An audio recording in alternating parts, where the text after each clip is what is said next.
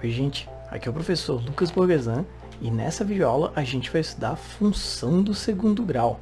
Deixo aí com vocês a imagem da Ponte Luz, da cidade onde eu moro, que nela a gente já pode vislumbrar essa parábola, que é a geometria que uma função do segundo grau provoca, que ela faz quando a gente plota ela, quando a gente geometriza uma função do segundo grau.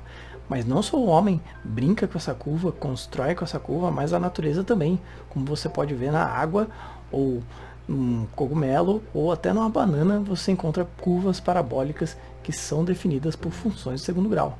Vamos entender ela? Vamos ver como é que ela funciona? A primeira coisa que a gente vai ver é o modelo de uma função do segundo grau.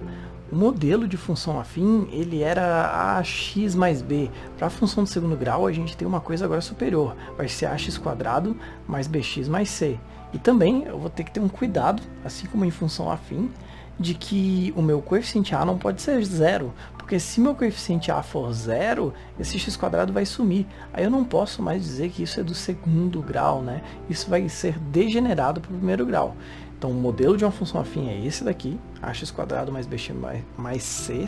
A gente vai utilizar esse modelo várias vezes durante essa aula e eu não posso me esquecer que em qualquer caso o a não pode ser zero. Então um exemplo, sendo f de x igual a x² menos 8x, calcule f de x igual a menos 3. Quando você vê um exemplo assim, e você olha esses números alocados dessa forma, como termos, você já deve estar pensando em Bhaskara. Mas não é nesse momento que a gente usa Bhaskara. Você não pode esquecer que a gente não está falando de equação do segundo grau nesse instante. A gente está falando de função do segundo grau. Lembra como é a mecânica de função? Se eu quero descobrir f de menos 3, eu troco todos os x da minha função por menos 3. E aqui já tem um erro, tá? Porque quando a gente faz a substituição de um valor numa função, a gente tem que colocar parênteses. Se tu não colocar parênteses, isso aqui vai dar outro valor, isso aqui vai dar errado. Então não é assim que se substitui nesse caso. Eu vou trocar o meu x por menos 3 entre parênteses. Dá um valor diferente, tá? Agora, se eu quero resolver essa expressão aqui desse lado, eu tenho que fazer primeiro potência. Então, menos 3 ao quadrado é 9, positivo, porque menos 3 vezes menos 3 é mais 9, ou 9 só. Na próxima linha eu vou fazer somente as multiplicações, isso vai me dar também um mais 24 positivo. E por último, a soma desses termos aqui vai ser 45. Então eu posso falar que o valor de f de menos 3 é igual a 45. Tá, vamos ver um exemplo diferente agora, um exemplo que é até mais frequente. Esse daqui também aparece por aí, mas um exemplo mais frequente que esse é esse daqui, ó. Encontre as raízes da função f de x igual a x² menos 7x mais 12. Para a gente resolver isso aqui, agora sim, a gente considera isso como uma equação do segundo grau. Inclusive, sugiro para você o vídeo de equação do segundo grau. E a gente pode resolver ou por Bhaskara, ou por soma produto, ou por TRR. Eu vou mostrar aqui para você os 3 métodos resolvendo essa equação de segundo grau. Eles vão estar competindo aqui, você vai decidir qual método é melhor, qual que é mais eficiente. Então, ao som dessa música linda, maravilhosa, os 3 aqui vão resolver essa equação de segundo grau.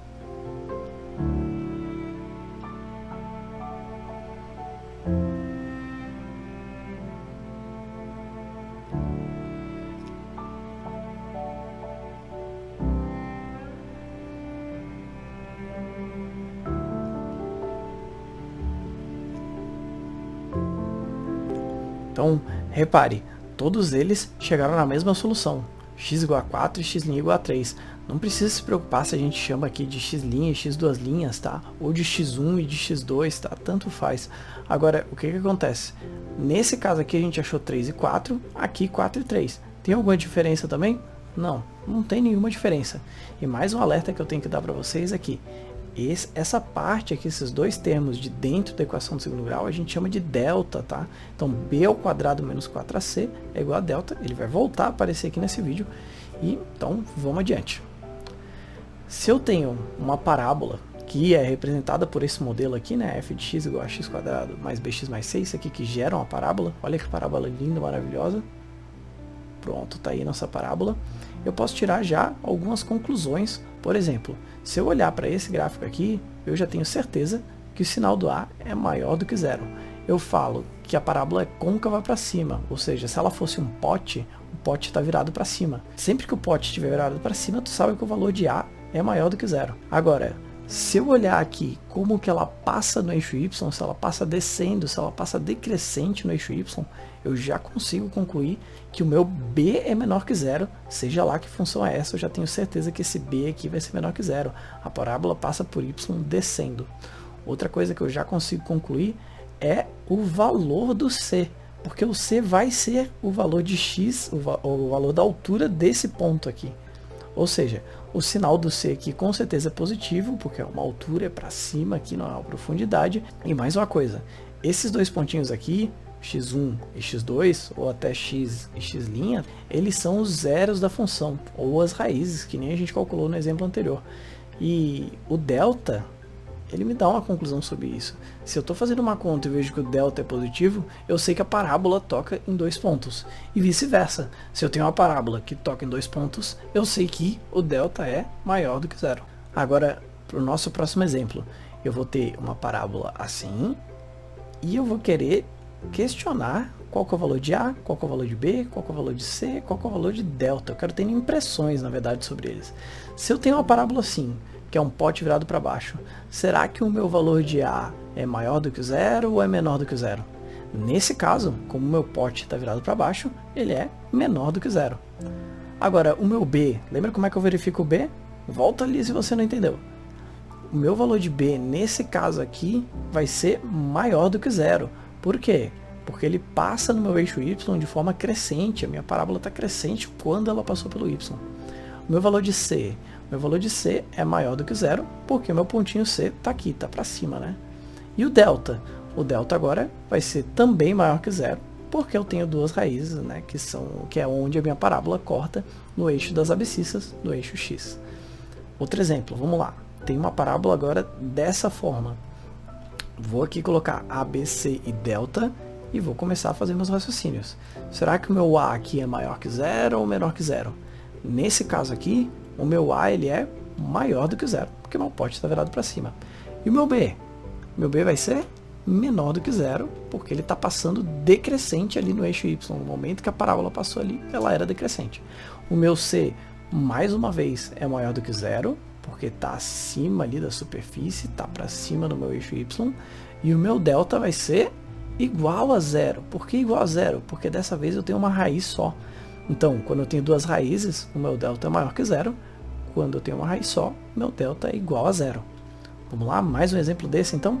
Se eu tiver uma parábola desse jeito, aqui eu tenho certeza que o meu A é maior do que zero, que o meu B é igual a zero. Por que igual a zero? Porque ele não passou nem crescente nem decrescente quando a gente estava aqui olhando para o eixo Y. Minha parábola ficou meio que constante aqui. Então, nesse caso, o meu B vai ser igual a zero para a fórmula que gera essa parábola. E o meu C vai ser maior do que zero, porque ele ainda está acima aqui do eixo X quando eu cortei a parábola. E nesse caso, o delta é menor que zero, porque a parábola não tem raízes reais, tá? Posso até falar assim, ó, se delta é menor que zero, as raízes são complexas, então é uma outra espécie de número que vai aparecer aí depois nos estudos da matemática, tá? Então, se o delta é menor que zero, as raízes são complexas. Vamos lá. Agora, eu vou fazer uma parábola desse jeito aqui. E o meu objetivo agora vai ser um pouco diferente. Eu quero mostrar para você um outro ponto que também é cobrado por aí nas provas. Esses dois pontos aqui, tu já memorizou o nome? Esses dois pontos aqui, x1 e x2, com suas respectivas coordenadas, são as raízes. Esse ponto aqui de cima que é a novidade. Esse ponto aqui de cima vai se chamar vértice. E ele, claro, vai ter duas coordenadas. xv, para a gente falar x do vértice, e yv, que é y do vértice. A gente tem fórmula para achar o valor de x do vértice, que é uma das coordenadas, e y do vértice, que é a outra das coordenadas. Então, x do vértice vai ser menos b sobre 2a, e y do vértice vai ser menos delta sobre 4a. É só aplicar, mas você lembra, né, que delta é b ao quadrado menos 4ac. E uma outra coisa muito importante, a gente tem certeza sempre, em qualquer parábola do universo, que o x do vértice é a média aritmética das coordenadas x1 e x2. Então, se tua parábola tinha raízes 3 e 5, tu sabe que o x do vértice é a média entre 3 e 5, tu sabe que ele está bem na metade do 3 e 5, que ele é 4. Talvez você pule a parte de usar essa fórmula e resolva até mais rápido a questão por causa disso. E outra coisa, o vértice é um ponto importante porque essa função aqui, por exemplo, poderia representar o lucro de uma empresa ao longo dos anos, ou poderia representar o lucro da empresa de acordo com o preço de um produto, né? Se a gente deixa ele muito caro, as vendas caem, então o lucro baixa. Se tu deixa ele muito barato, o lucro por produto vendido é muito baixo, então no final você também não vai ganhar tanto. Tem um ponto de equilíbrio. Esse é o vértice da tua parábola, tá? E se a minha parábola tiver virada para baixo, com a concavidade virada para baixo, a gente tem um ponto de máximo. Agora, se a parábola que tu modelou está virada para cima, com o pote para cima, esse vértice vai estar lá embaixo, né? Então ele vai ser um ponto de mínimo. Então tem um ponto de máximo quando A é menor que zero e um ponto de mínimo quando A é maior do que zero. Vamos fazer um exemplo disso? Então, olha só, um exemplo que caiu aí num concurso. Após várias experiências de laboratório, observou-se que a concentração de um certo antibiótico no sangue das cobaias varia de acordo com essa função, y igual a 12x menos 2x². Repare que essa função está fora de ordem. O A não está vindo aqui em primeiro, né? Porque o A é quem acompanha o x². Aqui o meu valor de A vai ser menos 2 para eu resolver a questão. E aqui é o meu B, que é 12, e nem tem C nessa função apresentada aqui. Em que x é o tempo decorrido. Isso aqui é importante para eu responder depois. Em horas, após a ingestão do antibiótico. Nessas condições, determine o tempo necessário para que o antibiótico atinja nível máximo de concentração no sangue dessas cobaias. Se tu está enfrentando uma prova que tem uma questão dessas, tem a palavra máximo e tem uma equação de segundo grau, ou uma função de segundo grau, você já sabe que a gente está falando dessas duas fórmulas aqui. Só que agora a gente quer saber qual das duas que a gente usa para resolver, né? Será que aqui, dentro desse enunciado, ele está me questionando o x-vértice, ou será que ele está me questionando o y-vértice? E agora? Então tu vai ver que ele está pedindo para tu determinar o tempo necessário para que o antibiótico atinja o nível máximo. E quem que é o tempo? Quem que representa o tempo aqui? É o x. Ou seja, nessa questão ele quer o x do vértice. Então, fazendo minhas substituições, como eu sei que o B vale 12, ali em cima eu coloco menos 12. E como eu sei que o A vale menos 2, aqui embaixo eu tenho que colocar 2 vezes A, então eu já coloco aqui menos 4. Nesse caso, eu sei que menos 12 dividido por menos 4 é 3, e o x do vértice vai ser 3. Respondendo, a resposta do meu problema vai ser 3 horas. Se eu precisasse calcular o y do vértice, eu teria que fazer a substituição aqui do delta por b ao quadrado, menos 4ac, fazer todas as continhas para depois colocar o oposto aqui, porque tem um negativo, e dividir. Tem uma maneira mais fácil de fazer isso, eventualmente, que é tu trocar esse 3 aqui do x do vértice na minha função lá em cima. Porque isso ficaria 12 vezes 3 menos 2 vezes 3 quadrado, que é uma conta mais fácil de fazer do que isso daqui, dependendo dos números que você está trabalhando. Beleza? Então agora, um último exemplo. Encontre a lei de formação da função quadrática dada pelo gráfico abaixo. Vou mostrar aqui o gráfico para vocês. Então o gráfico que eu tenho é isso daqui, e eu tenho que descobrir qual que é a função que gera esse gráfico. Tem essas informações. Para tu resolver isso aqui, primeiro tu tem que lembrar que o modelo de uma função de segundo grau é esse daqui. Y igual a x² mais bx mais c. Agora, eu vou olhar para esse pontinho aqui, que tem as coordenadas 1, 0. Então eu sei que nessa meu modelo de parábola, 1, 0 pertence a ele. Se eu trocar aqui todos os meus x por 1 e todos os meus y por 0, isso tem que ser verdadeiro, porque isso é uma função de segundo grau, então ela tem que estar nesse modelo. Se eu trocar todos os meus x por 1 e meu y por 0, eu vou ter essa equação, que claro, eu não consigo resolver. Aparentemente eu vou precisar de 3 pontos para resolver, para gerar um sistema. O meu segundo ponto vai ser esse daqui. Ele tem a coordenada menos 3 para x e 0 para y. Agora, se eu substituir aqui todos os meus x por menos 3 e meu y por 0, de novo, eu vou ter uma equação assim. Agora, por último, eu vou ter que usar esse ponto aqui. Só que esse ponto está com um problema que é o seguinte: eu sei qual é a coordenada y dele, que é 8, mas eu não sei qual é a coordenada x do vértice dele, porque esse aqui é o vértice, né? Então, como é que eu vou descobrir? Vou descobrir lembrando que esse cara tem que ser a média dos outros dois. E a média de menos 3 com 1 é menos 1. Então agora sim, eu tenho mais um ponto para fazer a substituição aqui de todos os meus x, com parênteses, né, por menos 1, e o meu y por 8. E eu vou ter essa minha terceira equação. Para resolver esse sistema, tu tem diversas formas, né? Eu vou colocar aqui a chavezinha para enunciar, que é um sistema, E agora eu vou subtrair essas duas equações. Vou subtrair a segunda da de cima, vai me dar uma equaçãozinha menor assim. Eu estou subtraindo para eliminar esse c. E agora eu vou subtrair também essa segunda da de baixo e vai ficar menorzinha assim. Por último, eu vou tentar mirar na soma desses dois, porque vai cortar o meu termo com a. Quando eu somar esses dois aqui, eu vou descobrir o valor de b.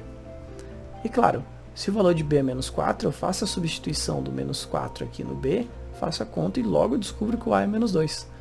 Agora, eu tenho y igual a ax² mais bx mais c. Eu sei que o meu b é menos 4, eu vou substituir. Eu sei que o meu a é menos 2. E se eu quero descobrir o valor de c, eu troco aqui o a por menos 2, o b por menos 4, resolvo essa equação e eu vou ter essa função como resposta.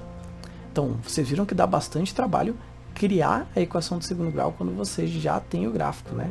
É um exercício de concentração, é um exercício de passo a passo. Volte, tente fazer isso de novo.